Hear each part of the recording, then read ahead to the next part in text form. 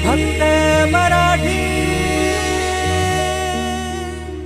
देवाची वारी कीर्तनाची वारी. मंथरा इकडं राज्यकारभार सुरू होणार आहे. भगवान प्रभू रामचंद्र राज्याच्या गादीवर सिंहासनावर बसणार आहेत. तेवढ्यामध्ये ती मंथरा महाराज बागेमध्ये फुलं आणायला गेलेली आहेत. कैकई स्वतःच्या हातानं सुवर्णमाला तयार करते की माझा राम महाराज अयोध्येच्या गादीवर बसणार आहे. ऐका माव्या पुन्हा. आणि मग तेवढ्यामध्ये ती मंथरा आली. ज्या वेळेला ती मंथरा तिथं आलेली आहे त्यावेळेला महाराज कैकईला सांगते, राणीसाहेब एक गोष्ट बोलू का? म्हणले काय मंथरे? अहो काय नाही म्हणले, तुमच्या वडिलांनी तुमच्या हितासाठी मला सोबत पाठवलं की प्रसंगी काही निर्णय तुम्हाला घेता आला नाही तर तुमच्या हिताचा निर्णय मी सांगावा म्हणून तुमची पाठ राखीन म्हणून मी आलेली आहे. म्हणले का? अहो तुमच्या सवतेचा मुलगा आज सिंहासनाच्या गादीवर बसतोय, राज्यकारभार होतोय, अयोध्येचा राजा होणार आहे आणि प्रभू राम अयोध्येचा राजा होतोय म्हणजे तुमच्या सवतीचा सावत्रीचा असणारा तो मुलगा सिंहासनावर बसतोय आणि तुमचा मुलगा मात्र त्याची सेवा करतोय हे बुद्धीला पटत नाही. प्रसंगी विकल्पांतकरणामध्ये निर्माण झाला. कैकई तेवढ्यामध्ये गेलेली आहे, राजाला वर मागून घेतलेला आहे.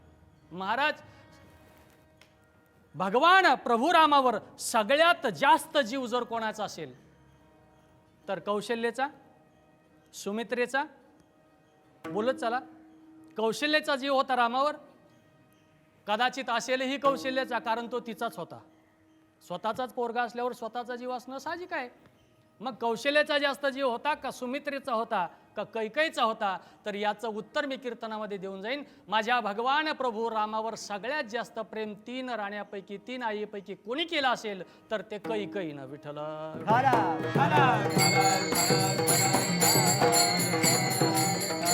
हो, मला इथं रामायणातली आई सांगायची. बाल्यावस्थेमध्ये चला रामायणामध्ये बालपणीच महाराज विश्वामित्रांनी राम लक्ष्मणाला सोबत नेलेला आहे. यज्ञामध्ये महाराज विध्वंस करत होती ती त्राटिका नावाची दासी राक्षसीन. मग तिथं यज्ञाचं रक्षण केलेलं आहे. तेवढ्यामध्ये जनकपुरीवरनं राजा जनकाचं पत्र आलं विश्वामित्रांना, माझ्या सीतेचं स्वयंवर आहे, अशा प्रसंगी तुम्ही स्वयंवराला या. राम लक्ष्मण छोटेसे आहेत. विश्वामित्र निघाले, सोबत राम लक्ष्मणालाही सोबत घेतले.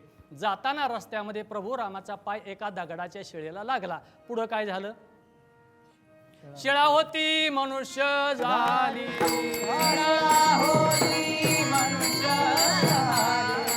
थोर कीर्ती वागाली,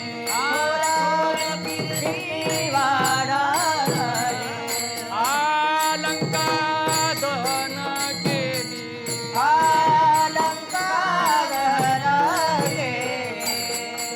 हनुमंत काजने, हनुमंत काशाने,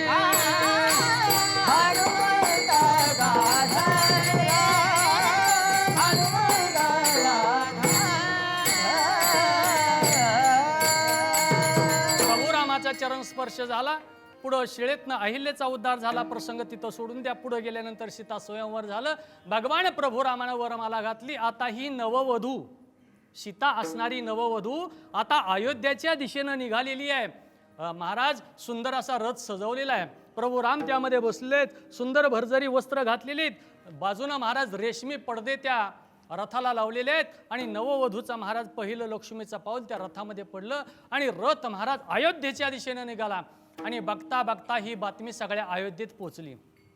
अहो म्हणले, ऐकलं का? रघुकुलाची सून आता येते, रथ निघालेला आहे. आणि एवढ्यामध्ये महाराज रथाचा आवाज यायला लागला, घोड्यांच्या टापाचा आवाज यायला लागला आणि एवढ्यामध्ये महाराज धूळ आसमंतात उडायला लागली. महाराज तिथपर्यंत आलेले आणि तिथं आल्यानंतर प्रश्न निर्माण झाला. अयोध्येच्या वेशीत आल्याबरोबर रथ थांबला. ऐका, रथ थांबल्याबरोबर 3 राण्या समोर गेल्या. कशासाठी? असणाऱ्या नववधूचं मुख बघण्यासाठी. याला म्हणतात सुनमुख. सुनचं मुख बघण्यासाठी अजूनही फार मोठी प्रतिष्ठा आहे ती. सुनमुख बघायला या 3 राण्या गेल्या. कौशल्या म्हणते सुनमुख पहिल्यांदा मी बघणार, सुमित्रा म्हणते पहिल्यांदा सुनमुख मी बघणार, कैकई म्हणते पहिल्यांदा सुनमुख मी बघणार. राजा दशरथाला प्रश्न पडला की पहिल्यांदा सुनमुखाचा नंबर कोणाला द्यावा. साहजिकच राजा दशरथानं नंबर दिला कैकेयीला. कैकेयीनं महाराज ते रेशमी वस्त्र बाजूला सारले, पडदे बाजूला सारल्याबरोबर सीतामातेचं अगणित लावण्य पाहिलं, आदिमाया शक्तीचं स्वरूप पाहिलं आणि पाहिल्याबरोबर महाराज औक्षण झालं, निरांजनी ओवाळी. आणि कैकेयी नावाच्या मातेनं, कैकेयी नावाच्या सासूनं सीता नावाच्या सुनेच्या हातात आपल्या कमरेची चावी काढली आणि सुनेच्या हातात दिली. आजच्या कीर्तनात मी एक निवेदन देऊन जाईन की बाबा रे सासवांनो, सुनचं मुख म्हणजे सुनमुख बघायचं असेल तर बघताना नवीन काय सोनं नाणं दागिनं घेऊ नका, पण फक्त कमरेची चावी तेवढी सीतेकडे द्या. विठ्ठल